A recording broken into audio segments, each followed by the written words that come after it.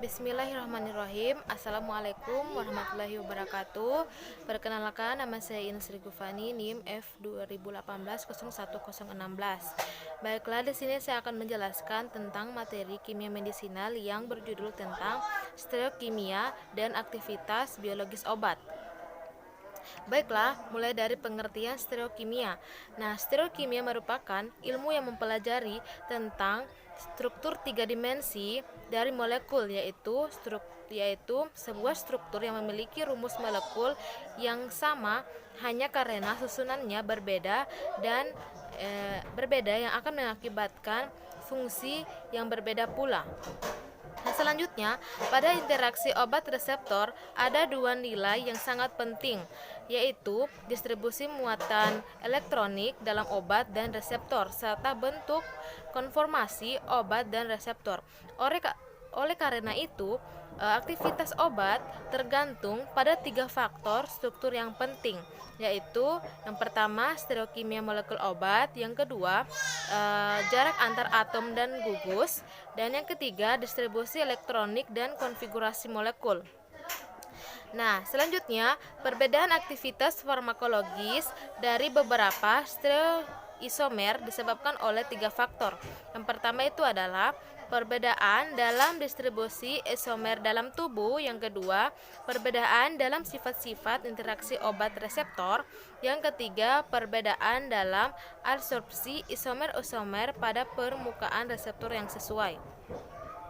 Nah, selanjutnya penjelasan dari aspek stereokimia obat. Nah, untuk memperoleh obat dengan aktivitas yang lebih tinggi, dengan efek samping atau toksisitas yang lebih rendah dan bekerja lebih selektif, perlu dilakukan modifikasi struktur molekul obat.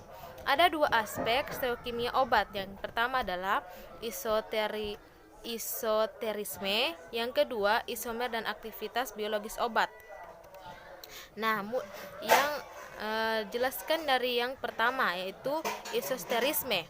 Nah, istilah isosterisme telah digunakan secara luas untuk menggambarkan seleksi dari bagian struktur yang karena karakteristik sterik, elektronik dan sifat kelarutannya, memungkinkan untuk saling bergantian pada modifikasi struktur molekul obat. Arti isosteris secara umum adalah kelompok-kelompok atom dalam molekul yang mempunyai sifat kimia atau fisika mirip karena mempunyai persamaan ukuran, keelektronegatifan atau stereokimia. Nah, contoh pasangan isosetrik yang mempunyai sifat sterik dan konfigurasi elektronik sama dengan yang pertama adalah ion karboksilat (min COO- dan ion sulfamido (min SO2-NR). Terus yang kedua gugus keton (min CO2-, dan gugus salfon (min SO2-). Terus yang ketiga gugus klorida (min Cl) dan gugus trifluorometil (min CF3). Nah, selanjutnya, secara umum, prinsip isoterisme ini digunakan untuk yang pertama, mengubah struktur senyawa sehingga didapatkan senyawa dengan aktivitas biologis yang dikehendaki. Yang kedua, mengembangkan analog dengan efek biologis yang lebih selektif. Yang ketiga, mengubah struktur senyawa sehingga bersifat antagonis terhadap normal metabolit atau antimetabolit. Nah, selanjutnya, pada modifikasi isosterisme tidak ada hukum yang secara umum dapat memperkirakan apakah akan terjadi peningkatan atau penurunan aktivitas biologis. Meskipun demikian, isosterisme masih layak dipertimbangkan sebagai dasar rancangan obat dan modifikasi molekul dalam rancangan penemuan obat baru. Contoh modifikasi isosterisme yang pertama itu adalah penggantian gugus sulfida -min pada sistem cincin fenotiazin dan cincin tioxanten dengan gugus etilen (min CH2 -min. menghasilkan sistem cincin dihidrodibenzazepin dan dibenzosikloheptadien yang berkhasiat berlawanan. Nah, selanjutnya itu isomer dan aktivitas biologis obat. Sebagian besar obat yang termaksud dalam golongan farmakologis sama pada umumnya mempunyai gambaran struktur tertentu. Gambaran struktur ini disebabkan oleh orientasi gugus-gugus fungsional dalam ruang dan pola yang sama. Dari gambaran sterik dikenal beberapa macam struktur isometrik, antara lain adalah isomer geometri, isomer konformasi, diastereoisometri, dan isomer optik. Bentuk-bentuk isomer tersebut dapat mempengaruhi aktivitas biologis obat. Nah, yang pertama itu penjelasan tentang isomer geometri dan aktivitas biologis. Nah, isomer geometri atau cis-trans adalah isomer yang disebabkan adanya atom-atom atau gugus-gugus yang terikat secara langsung pada suatu ikatan rangkap atau dalam suatu sistem alis siklik. Ikatan rangkap dan sikap asiklik membatasi gerakan atom dalam mencapai kedudukan yang stabil. Akibatnya, distribusi isomer dalam media biologis juga berbeda, dan berbeda pula kemampuan isomer untuk berinteraksi dengan reseptor biologis. Nah, selanjutnya penjelasan tentang isomer konformasi dan aktivitas biologis.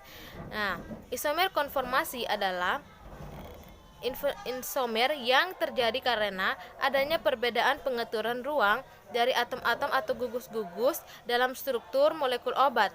Isomer konformasi lebih stabil pada struktur senyawa non-aromatik.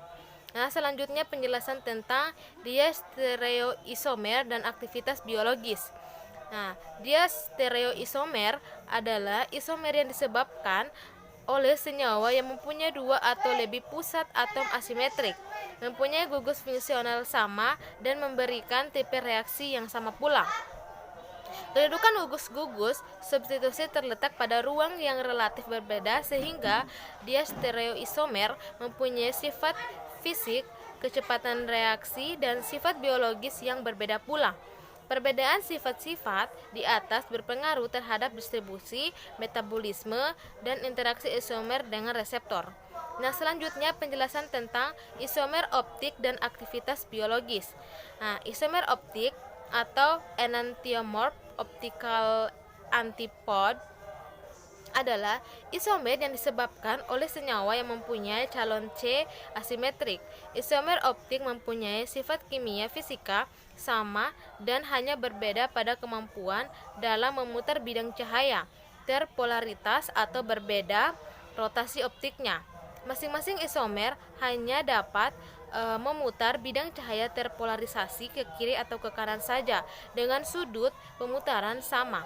Isomer optik kadang-kadang mempunyai aktivitas biologis yang berbeda karena ada perbedaan dalam interaksi isomer-isomer dengan reseptor biologis.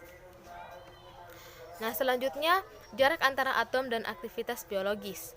Hubungan antara struktur kimia dengan aktivitas biologis sering ditunjang oleh konsep kelenturan reseptor. Nah, pada beberapa tipe kerja biologis, jarak antara gugus-gugus fungsional molekul dapat berpengaruh terhadap aktivitas biologis obat. Hal ini dapat diperkirakan dari jarak identitas atau jarak antar ikatan-ikatan peptida struktur protein yang memanjang. Contohnya seperti obat parasimpatomimetik, obat kurare, dan hormon estrogen non-steroid. Baiklah, mungkin itu saja yang dapat saya jelaskan dari materi stereokimia dan aktivitas biologis obat. Lebih dan kurangnya mohon dimaafkan. Assalamualaikum warahmatullahi wabarakatuh.